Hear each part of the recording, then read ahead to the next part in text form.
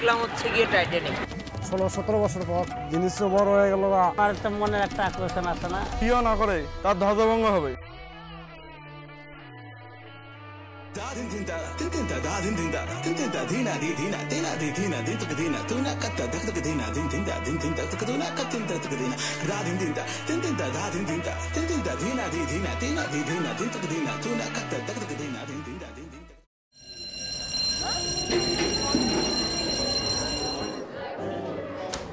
Good morning, teacher. Good morning, students. Today we are going to talk about education. আমরা আমাদের সমাজে অনেক গুরুত্বপূর্ণ কথা বলতে পারি না, এবং আজকে না বলতে বলতে আমরা একটা পর্যায়ে এসে পৌঁছেছি যে আলটিমেটলি আমরা এখন ভীষণ বড় বড় কিছু সমস্যায় পড়ছি। তাই এই ব্যাপারগুলো নিয়ে কথা বলা জরুরি।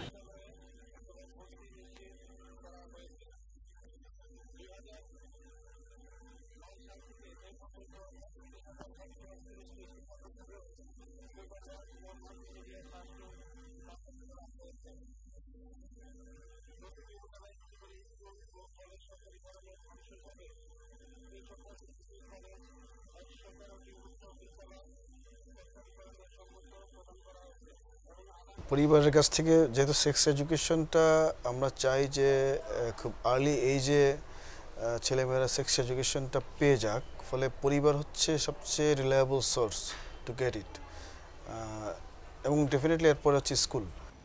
সেক্স বিষয়টা যেহেতু এটা একটা জৈবিক বিষয়, তাই আমার কাছে সবসময় মনে হয় যে এই বিষয়টাকে লুকোছাপা করার কোনো কারণ নেই। আমরা এই রকম সমাজ ছিলাম না। ভারতবর্ষ আমরা যদি চিন্তা করি, যেই ভারতবর্ষে 2,500 থেকে বা 2800 বছর আগে বাচ্চানে কামাসূত্র লেখা হয়েছে, সেই ভারতবর্ষে আজকে সেক্স এবং সেক্সের এডুকেশন একটা ট্যাবুতে পরিণত হয়েছে। নর্মালি আমরা সেক্সকে মনে করি একটা খারাপ জিনিস।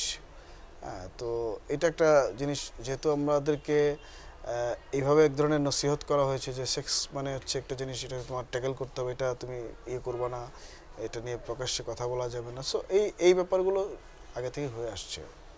তো ওই কারণে নর্মালি আমরা সেক্স বিষয়ক কথাবার্তা ফ্যামিলি মেম্বারদের সাথে, বিশেষ করে বাবা মা সম্পর্কের লোকজনের সাথে বলি না আর কি। যে আমাদের সবচেয়ে বড় বিষয় হচ্ছে যে আমাদের সন্তানদের আমরা কিভাবে এই বিষয়টাকে বোঝাবো, এটা আমাদের জন্য খুবই ইম্পর্ট্যান্ট একটা বিষয়। এখন আমরা সাধারণত যেটা করি, আমরা সাধারণত সন্তানদেরকে কাছ থেকে এটা লুকিয়ে রাখি বা এই জিনিসটা একটা নিষিদ্ধ জিনিস এটা বলি। তার ফলে কি হয়, ওরা বাইরের থেকে এটা জানার একটা বাইরের থেকে ওরা জানতে চায় বা বাইরের থেকে ওরা জানে।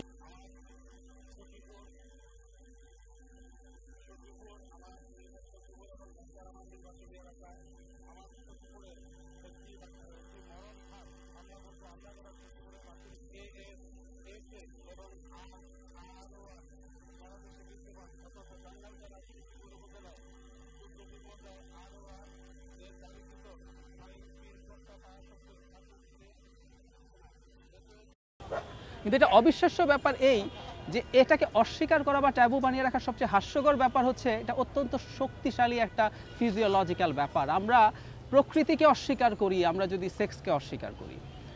তো এই রেস্ট্রিকশনের কারণে আলটিমেটলি আমাদের সমাজে নানান রকম অবদমন তৈরি হয়েছে, নানান রকম ক্রাইসিস তৈরি হয়েছে। এটা শেষ পর্যন্ত নানান রকম ডিজাস্টারাস প্রভাব তৈরি করে। এখন আমাদের পরিবারগুলো একটা অর্থে মনে করেন যে তাদের সন্তানরা ছোট, তাকে এই ছোট বয়সে এই শিক্ষাগুলো তারা দেবেন কিনা।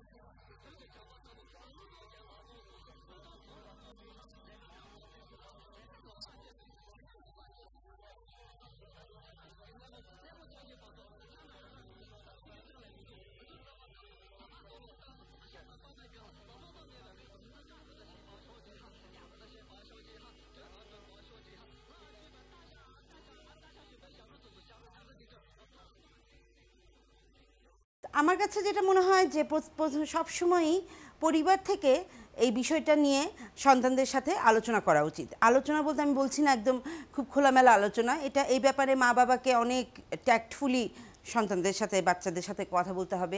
একটা সন্তান যখন পরিবারের কাছ থেকে, পরিবারের সদস্যদের কাছ থেকে এই শিক্ষাগুলো পায়, তার মধ্যে এক ধরনের ফ্র্যাঙ্ক রিলেশনশিপ তৈরি হয়। প্রত্যেকটা শিশু যখন এই সমাজে বেড়ে ওঠে, সে নানান রকম ক্রাইসিসের মধ্য দিয়ে, বিশেষ করে নানান রকম সেক্সুয়াল ক্রাইসিসের মধ্য দিয়ে সে যেতে পারে। এখন তাকে সেই জিনিসগুলো শেয়ার করার মতো যথেষ্ট ফ্র্যাঙ্ক একটা এনভায়রনমেন্ট পরিবারেই পেতে হবে। তাই পরিবার যদি এই কথাগুলো খুব স্বাভাবিকভাবে বলে, তাহলে সন্তানদের সেই নিরাপত্তার জায়গাটা তৈরি হয়। সেক্সের এডুকেশনটা সব ফ্যামিলি থেকে দেওয়ার জন্য আমাদের সবচেয়ে বড় যেটা কাজ করতে হবে সেটা হচ্ছে আমাদের সন্তানদের সাথে একদম বন্ধুত্বমূলক সম্পর্ক থাকতে হবে, যাতে সে তার যে কোনো ইমোশন, যে কোনো চিন্তাভাবনা আমাদের সাথে শেয়ার করতে পারে, এবং শেয়ার করার পর সে যেন আমাদের কাছ থেকে রিজেক্ট না হয়। তুমি যখন এডুকেশনটা প্রকাশ্যে পাচ্ছ না এবং তুমি এটা বুঝতে পারছো যে তোমার এই আলোচনাটা করা যাবে না, তখন ধরা যাক তোমার এই অর্গানিক কোনো রকমের একটা ইনজুরি হলো, একটা ইনফেকশন হলো। অনেক ছোট বয়সে বাচ্চাদের অনেক হয় না, আর গুটা টুটা এগুলো হয়।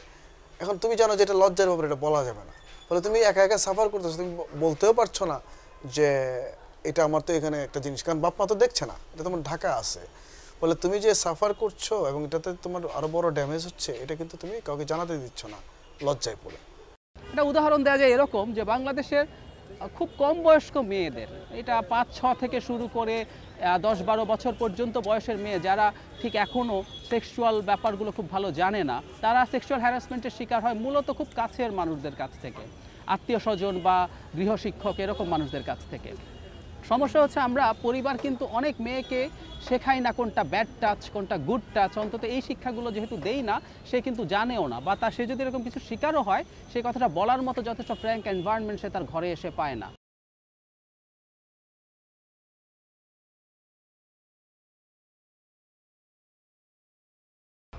আমি প্রথম সেক্স অ্যাবিউজের শিকার হই যখন আমার বয়স 6 কি 7। আমার বাসায় ওই অ্যাডাল্ট মানে যুবতী একটা মেয়ে ছিল, কাজের মহিলা বা কাজের মেয়ে বলা যায়, পার্মানেন্ট আমাদের বাসায় থাকতো। একদিন হঠাৎ রাত্রে আমি মানে বুঝতে পারলাম যে আমাকে মানে কেউ রাত্রে কেউ ইউজ করতেছে বা আমার গায়ে কেউ হাত দিতেছে। অ্যাট দ্য টাইম ও আমাদের বাড়িতে কয়েক বছর ছিল, ও আমার সাথে আমাকে অনেক ইউজ করছে, ব্যবহার করছে, বাট আমি বাসায় কিছু বলতে পারতাম না ভয়ে। এই গ্রামের পরিবেশ এরকম, আমার সমবয়সী বা আমার আব্বু আম্মার সাথে আমি অতটা ফ্রিও ছিলাম না যে এগুলো শেয়ার করার, যে আব্বু আম্মু যে আমার সাথে এগুলো হচ্ছে, আমি তোমাদের সাথে এখন আমি কি করতে পারি। বা আব্বু আম্মু কখনো ওই বিষয়টা ফিল করে নাই যে তোমার সাথে কিছু হইতেছে কিনা। আমি একা একা বসে থাকতাম, দেখা যায় তো কোন জায়গায় যে বসে আছি, আব্বু আম্মা এসে বলতো কি হয়েছে তোর, কিছু ওনারা ওই ব্যাপারটা আসলে বুঝতেই পারে নাই কখনো। সেক্স অ্যাবিউজের শিকার এগুলো আসলে নিতে পারি না কখনো, এগুলো নিয়ে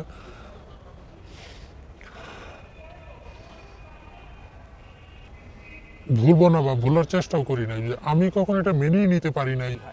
আমার দুঃখজনক ব্যাপার বা খুব উদ্ভট লাগে একটা জিনিস ভাবতে, যে কোনো বাবা মা কি সন্তানকে সেক্সুয়ালিটির তথ্য না দিয়ে কখনো পেরেছেন যে এগুলো থেকে দূরে রাখতে? প্রত্যেকটা ছেলে বা মেয়ে তার স্কুলে যায়, তার বন্ধুরা তৈরি হয়, আর এখন এই ইন্টারনেটের যুগে এই ব্যাপারে তথ্যের তো কোনো কমতি নেই। বিপদ হচ্ছে সে যখন অন্য কারো কাছ থেকে জানে, সেখানে একটা ঝুঁকি থেকে যায় যে সে ভুল তথ্য জানছে। সেই ভুল তথ্য তার পরবর্তী জীবনে ভীষণ রকম নেগেটিভ ইম্প্যাক্ট ফেলতে পারে। আমরা যখন মেডিকেলে পড়ছি বা পরে ইন্টার্ন ছিলাম, তখন সাইকোলজি ডিপার্টমেন্টে ইম্পর্টেন্সি নিয়ে প্রচুর মানুষজন এসছেন। তারা এসে তাদের হিস্ট্রি দেওয়ার সময় একটা কথা খুব বলতেন, যে তাদের একটা লাইফে তারা অনেক মাস্টারবেশন করেছেন। এখন তারা সামহাউ চারদিক থেকে শুনেছেন, ইনফ্যাক্ট আমরাও খুব ছোটোবেলায় এই কথাটা শুনতাম, তারাও শুনেছেন, এবং শোনার কারণে যেটা হয়েছে, তারা সাইকোলজিক্যালি জিনিসটা বিশ্বাস করে ট্রুলি ইম্পর্টেন্টে পরিণত হয়েছেন।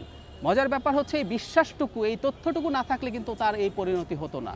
তাহলে একটা ভুল তথ্য একটা মানুষের ব্যক্তিগত জীবনে এভাবে প্রভাব তৈরি করে। কিছুদিন আগে আমি ইন্ডিয়ান একটা স্টাডি পড়েছিলাম, যেখানে অনেক মেয়ে ছেলে তাদের বাবা মাকে ব্লেম করেছে যে তাদেরকে সঠিক সময়ে এই তথ্যগুলো না দেওয়ার কারণে তারা জীবনে অনেক সমস্যায় পড়েছে, এবং এটা হতেই বাধ্য। আরেকটা কথা একটু বলে রাখা ভালো, তথ্য যখন আমরা দেব সেটা স্পষ্ট পরিষ্কারভাবে তথ্য দেয়া।